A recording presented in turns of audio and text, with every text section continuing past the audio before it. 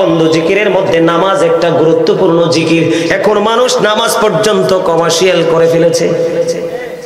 জুম্মার দিনে দেখবেন 2 রাকাত সালাম ফেরানোর পরে আর মুসল্লি নাই। সুন্নত কোথায় গেল, নফল কোথায় গেল? শুধু ফরজ দিয়ে তুমি কোনোদিন আল্লাহর দিদার পাবা না। আল্লাহর হাবিব জানিয়ে দিয়েছে, ইচ্ছে করে কেউ যদি কোনো সুন্নাতকে ছেড়ে দাও, আল্লাহর হাবিব তোমাকে হাবিবের উম্মত বলে স্বীকার করবে না। আর তুমি নবীর উম্মতের স্বীকৃতি না পাইলে বন্ধু, তোমার জন্য হাসরটা সহজ হবে না। আমি একটা ছোট্ট করে একটা হাদিস শরীফ আপনাদেরকে শোনাই বন্ধু। এখন তো মোটামুটি শীত যখন চলতে একটা পর্যায়ে আসবে, তাল গাছ, সুপারি গাছ কমন হলো, তাল গাছ, সুপারি গাছ, নারকেল গাছ ছাড়াও ম্যাক্সিমাম গাছের পাতা বন্ধু ঝরে পড়ে যায়। যায় কি যায় না? যায় কি যায় না? হাদিস শরীফের মধ্যে এসেছে বন্ধু, আল্লাহর হাবিব শীতের দিন একদিন বের হলেন। বের হওয়ার পরে তিনি দেখতে পাইলেন গাছের পাতাগুলো বিরামহীন ভাবে ঝরে ঝরে পড়ছে। দুটো ডাল আল্লাহর হাবিব শক্ত করে ধরলো। ধরার পরে আপনার আমার প্রাণের নবী একটা ডাক দিলেন আবু জরকে, হে আবু জর। আবু জর উত্তর দিলেন, লাব্বাইকা ইয়া রাসূলুল্লাহ, আমি হাজির।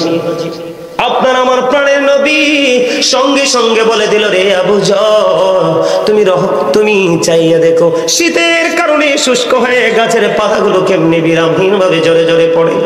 আল্লাহর কোন বান্দা নামাজ নামক জিকিরের মাধ্যমে যখন আল্লাহর কুদরতি কদমে সিজদাটা লাগায়া দেয়, আল্লাহ রাব্বুল আলামিন ওই শীতের দিনের গাছের পাতার মতো, ওই শীতের দিনের গাছের পাতার মতো ওই বান্দার আমলনামা থেকে জীবনের সবগুলো গুনাহ ঝরে পড়ে যায়। তাহলে জিকির করলে লাভ না লস? এই জিকিরের মধ্যে শ্রেষ্ঠ একটা জিকিরের দিন হলো বন্ধু জুমার দিন। কথা বলেন না কেন? শ্রেষ্ঠ একটা দিন হলো জুমার দিন। আমি যদি আপনাদেরকে বন্ধু ছোট্ট করে বলি, হাদিস শরীফের মধ্যে এসেছে, খেয়াল করবেন, জিকিরের মর্যাদা আমি বোঝাচ্ছি। আল্লাহর হাবিব সরকারে মদিনা তিনি বলে দিয়েছেন, আসসালাতুল খামস ওয়াল জুমআতু ইলাল জুমআ ওয়া রমাদানু ইলা রমাদান মুকাফফিরাতুল লিমা বাইনাহুন্না ইযা তুনিবাতিল কাবায়ের। আল্লাহর হাবিব জানিয়ে দিয়েছেন, যে ব্যক্তি 5 ওয়াক্ত নামাজ পড়বে, আমাদের মধ্যে যারা 5 ওয়াক্ত নামাজ পড়ে নামাজের ফাঁকে ফাঁকে গ্যাপ আসেনি, আল্লাহর হাবিব বলে দিয়েছেন 5 ওয়াক্ত নামাজ যদি তুমি সঠিকভাবে পড়ো রে, তাহলে কি হবে? 5 ওয়াক্ত নামাজের মধ্যে যে গ্যাপ সময়টা আছে, এই গ্যাপ সময়ের গুনার কাফফারা হয়ে যাবে তোমার এই 5 ওয়াক্তের নামাজের কারণে। এরপরে বলেছেন, আল জুমআতু ইলাল জুমআ, এক জুমা থেকে আরেক জুমা, দীর্ঘ একটি সপ্তাহের একটা গ্যাপ। আল্লাহর হাবিব রাহমাতাল লিল আলামিন তিনি জানিয়ে দিয়েছে, রে বগুড়ার মানুষ, ও আমার বন্ধুরা, আমার ভাই, আমার বাবারা, হৃদয়ের জানালা খুলে তোমরা শোনো।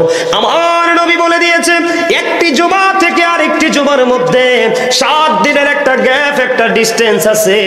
আল্লাহর হাবিব জানিয়ে দিয়েছে, তুমি যদি জুমার দিনে যদি এই জুমা যদি সঠিকভাবে আদায় করতে পারো, এই জুমার পরে আরেকটা জুমার জন্য তুমি পৃথিবীর সব কাজ করতেছো, মনে মনে তোমার মধ্যে রেখেছো আগামী জুমা আসলে প্রাণ ভরে আমি নামাজ পড়বো, সব দিনের চাইতে উত্তম রূপে গোসল করব, সবচেয়ে সুন্দর পাঞ্জাবিটা আমি গায়ে লাগাবো, কিন্তু লাল না, কারণ পুরুষের জন্য টকটকে লাল জামা পরা মাকরুহে তাহরিমি, হারামের অন্তর্ভুক্ত লাল না। সুন্দর করে আতর লাগাইয়া, সুন্দর একটা পাঞ্জাবি পরিয়া, সুন্দর করে আমি ঈদের দিনের মতো বন্ধু মেহমান হয়ে জান্নাতের বাগানে যাব। সুন্দর করে নামাজটা পড়বেন, কমার্শিয়াল নামাজ পড়লে হবে না। আপনি শুধু সবার পরে যাবেন, 2 রাকাত সালাম ফিরিয়ে সবার পরে আপনি বের হয়ে আসবেন। ওই ব্যক্তির নসিবে বন্ধু নিয়ামতটা জুটবে না, জুটবে ওই ব্যক্তির নসিবে। আল্লাহর হাবিব জানিয়ে দিয়েছেন, যে ব্যক্তি সবার আগে জুমার মসজিদে যাবে এবং সবার পরে যিনি মসজিদ থেকে বের হবে, আল্লাহর হাবিব বলে দিয়েছেন যে মসজিদ থেকে বের হয়ে তার বাড়ি যাইতে যতটুকু সময় লাগবে, প্রত্যেকটা কদমের বিনিময়ে 1 বছরের নফল ইবাদতের সওয়াব দেওয়া হবে।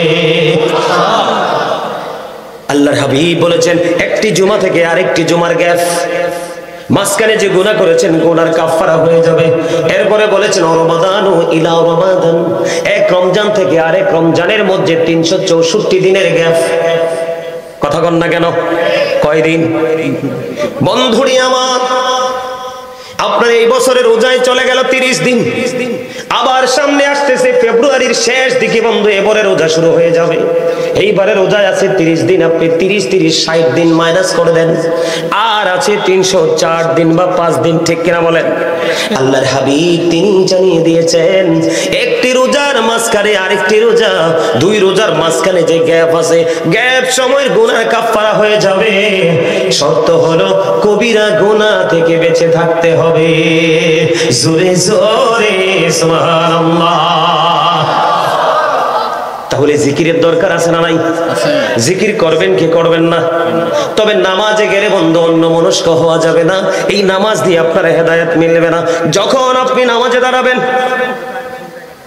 কি হয়েছে কি হয়েছে, আপনার সমস্যা আছে কিছু? কথা বলেন কেন? আপনি বুঝেন না যে আপনার আওয়াজটা এখানে আসতেছে? দাদা ভাই কথা বলা যাবে না, বললেও কানে কানে চুপে চুপে, ঠিক আছে? আমার এই ওয়াজটা কি আপনাদের কাছে ভালো লাগে? শুনতে মনে চায়? এই ওয়াজটা আরেকটু করবো? দুইটা হাত তুলে একটু দেখান তো, সোজা করে দুইটা হাত তুলে দেখান, সোজা একদম সোজা করে, স্ট্রংলি। মারহাবা, মাশাআল্লাহ, সবাই অ্যাক্টিভ আছে। আপনারা হাত তুলছিলেন? তুলছে? আচ্ছা মাশাআল্লাহ, তাইলে ঠিক আছে। স্টেজে যারা আছে হাত তুলে আছে, আলহামদুলিল্লাহ। আমার দিকে তাকান বন্ধু, নামাজটা কেমন করে পড়বেন এটা কিন্তু একটা বড় জিকির। আপনি নামাজটা এমন ভাবে পড়বেন,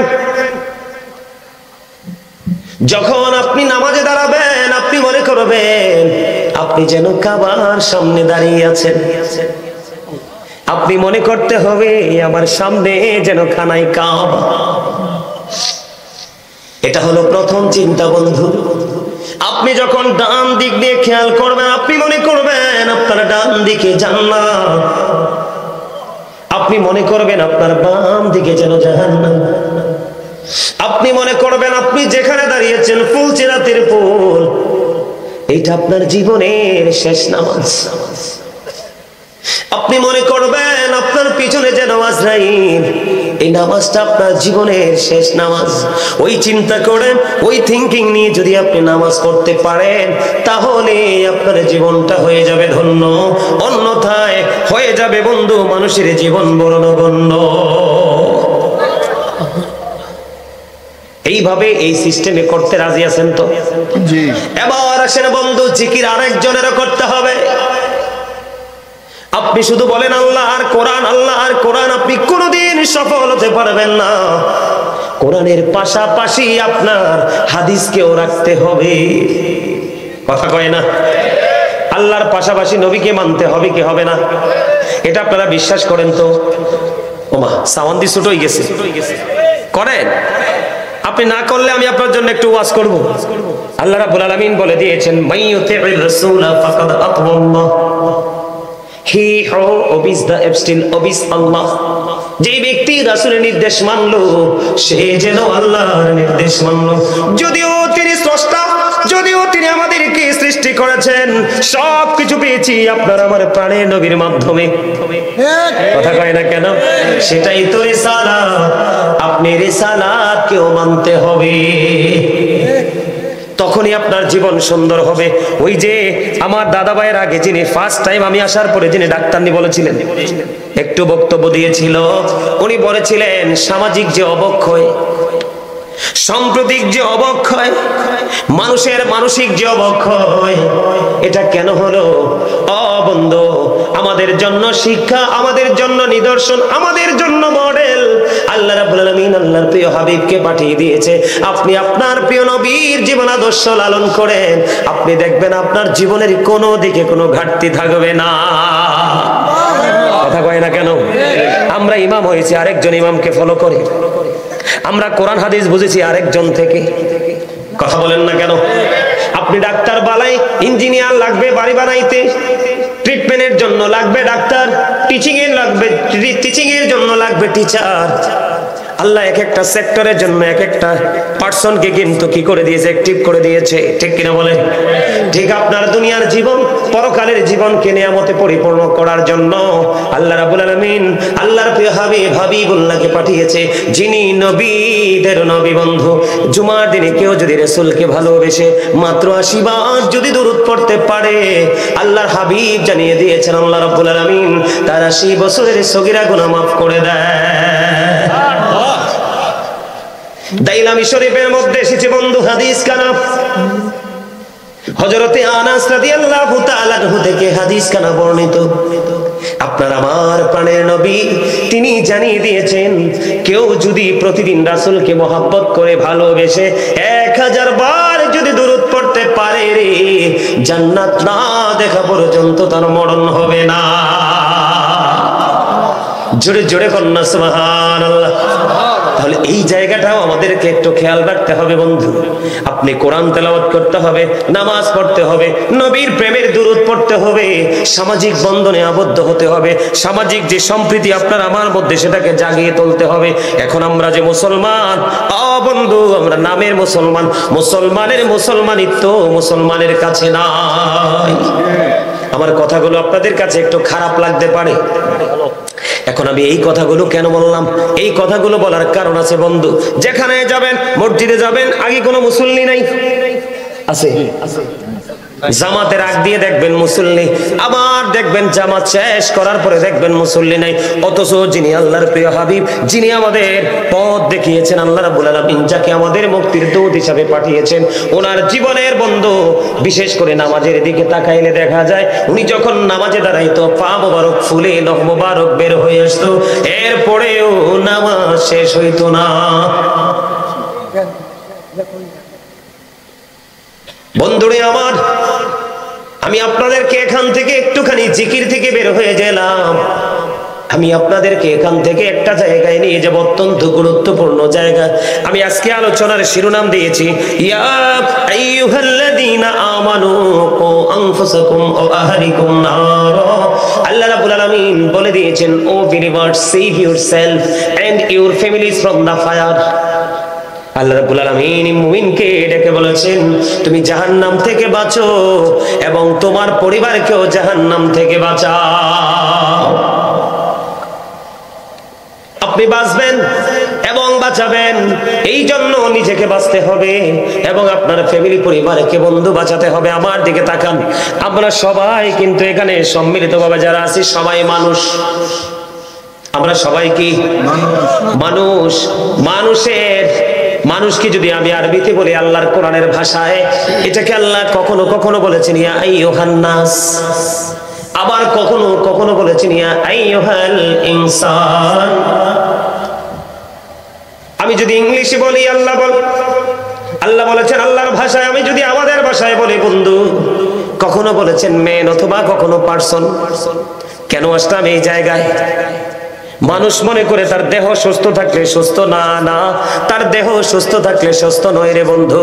আসলে তার আত্মাটাকে সুস্থ রাখতে হবে। তার প্রমাণ আমি আপনাদেরকে বলি, এই যে আমাদের দেহটা, এই দেহটার একটুখানি বন্ধু দামও আমাদের নাই যদি আমাদের ভিতরের মানুষটা না থাকে। ভিতরে একটা মানুষ আছে অচেনা, কেমন করে আসছে সেটাও জানি না, আবার কেমন করে চলে যাবে বন্ধু সেটাও জানি না। কোন দিন আসবে সেটাও জানতাম না, কোন দিন চলে যাবে আমরা সেটাও বুঝতাম না। বন্ধু, সেটাকে আল্লাহর কোরআনের ভাষায় বলা হয় রূহ, ইংলিশে এটাকে বলা হয় সোল, বাংলাতে এটাকে বলা হয় আত্মা।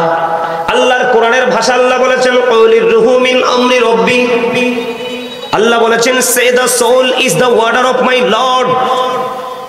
আল্লাহ রাব্বুল আলামিন জানিয়ে দিয়েছে আত্মাটা হলো জাস্ট আল্লাহর ওয়ার্ডার, আল্লাহর নির্দেশ। আত্মার কোনো ক্ষয় নেই, আত্মার কোনো বিনাশ নেই, আত্মার কোনো মরণ নেই। এটা শুধু স্থান পরিবর্তন করে ফেলে, চেঞ্জ করে। এই যে পৃথিবীর মানুষগুলো, শুধু আপনাদের এখানে নয়, আগে আমরা ছোট যখন ছিলাম, যখন আমরা ওয়াজের মাঠে যাইতাম, উপচে পড়া বীর থাকতো মানুষের মধ্যে। এখন দেখবেন সেই মানসিকতা নাই। এই মানসিকতা না থাকার কারণ হলো এই মোবাইল। এটা কি? আমার সাথে আপনারা একমত কিনা? এই মোবাইল, এটাকে সবাই যদিও বলে বন্ধু মোবাইল, আমি এটাকে বলে বিষাক্ত সাপ।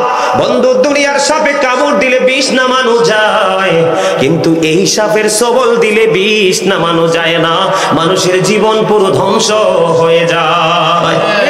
কথা বলেন না কেন? আজকে বন্ধু, এই মোবাইলের কারণে মানুষের চরিত্র শেষ, মানুষের ঈমান শেষ, মানুষের আমল শেষ, মানুষের দৃষ্টি শেষ। আমি আস্তে আস্তে করে আপনাদের কাছে আসবো এই জায়গায়। একটুখানি বন্ধু মনটা দিয়ে শুনবেন, বেশি লম্বা সময় আলোচনা করব না আপনাদেরকে বিরক্ত করে। যতক্ষণ আপনারা শুনবেন ততক্ষণই বন্ধু শোনাবো। এই যে আমি বললাম দুটো জিনিস, একটা হলো দেহ আর একটা হলো দেহের ভিতর আত্মা। আপনার আমার মধ্যে যেদিন দেহের মধ্যে আত্মা ছিল না, সেদিন আপনি আমিও ছিলাম না। আজকে দেহের মধ্যে আত্মাটা আছে, আপনি আমি আছি। যেদিন আমার আত্মা চলে যাবে, সেদিন আপনি আমি যদি বলি, আমার দিকে তাকান, I am a dead, you are dead. আপনি আমি, আমরা সবাই মৃত। আমরা সবাই কি? মৃত্যুবরণ করার পরে আপনার আমার ঠিকানা কোথায়? এখন কবরটা কি জানেননি? বন্ধু, যদি এই দুনিয়ার মানুষ কবর কি জিনিস জানতো, হাসর কেমন জানতো রে, ওই ফিউচার কেমন যদি জানতো, এই পৃথিবীর মানুষ লটারির মাধ্যমে হলেও আগে আসতো। হাসতো খুবই অল্প, কাঁদতো বন্ধু অনেক বেশি। এই পৃথিবীর মানুষ নির্বোধ হয়ে গেছে। একদিকে মোবাইল, আরেকদিকে হলো পৃথিবী। আল্লাহ রাব্বুল আলামিন সূরা আলে ইমরানের 185 নম্বর আয়াতের শেষ অংশে বলে দিয়েছেন, ওয়ামাল হায়াতুদ দুনিয়া ইল্লা মাতাউল গুরুর। এই দুনিয়ার জীবন, এই পৃথিবীর জীবন একটা ধোঁকা, একটা প্রতারণা ছাড়া কিছুই না। আপনার আমার ঠিকানা হবে কবর। আপনি কোরআন শরীফ আমার চোখের সামনে বন্ধু, এই যে আল্লাহর প্রিয় কোরআন, লৌহে মাহফুজের কোরআন, এই কোরআন শরীফের 30 পারা সূরা ইনফিতরের মধ্যে আল্লাহ রাব্বুল আলামিন জানিয়ে দিয়েছেন, ওয়া ইদাল কুবুর বুসিরাত আলিমাত নাফসুম মা কদ্দামাত ওয়া আখরাত। জোরে জোরে বলেন আল্লাহু আকবার, আরো জোরে বলেন আল্লাহু আকবার। আল্লাহ রাব্বুল আলামিন জানিয়ে দিয়েছে বন্ধু, আপনার আমার জীবনে আমরা যা কিছু করব, সব কিছু আমরা দেখতে পারবো, জানতে পারবো যেদিন কবরটা ওপেন হয়ে যাবে। কবর ওপেন হবে কি হবে না? বন্ধু, সূরা ইনফিতরের শুরুটা দেখেন, আল্লাহ বলেছেন, ইদাস সামাউ ফাতারাত ওয়া ইদাল কাওয়াকিবু তাতারাত ওয়া ইদাল বিহারু ফুজ্জিরাত ওয়া ইদাল কুবুরু বুসিরাত আলিমাত নাফসুম মা কদ্দামাত ওয়া আখরাত। জোরে জোরে বলুন আল্লাহু আকবার। কবর বন্ধু, আকাশ যখন ভেঙে যাবে, তারকাগুলো বন্ধু বিক্ষিপ্ত হয়ে পড়বে, সমুদ্র উদ্বেলিত হয়ে যাবে, ওই সেদিনই কবরটা বন্ধু ওপেন করা হবে। যেদিন কবর ওপেন হয়ে যাবে গো, প্রত্যেকেই জানতে পারবে কে কি করেছে আর কি করেনি। তার মানে আপনার আমার জীবনে যা কিছু করেছি সব কিছু প্র্যাকটিক্যালি দেখতে পাবো, জানতে পারবো। সেদিন কাউকে বন্ধু দৌড় দিতে পারবো না, কারণ দুই কাঁধে দুইটা ফেরেশতা আছে না নাই? কে আমার কাঁদিবে, কাঁদে বসিয়া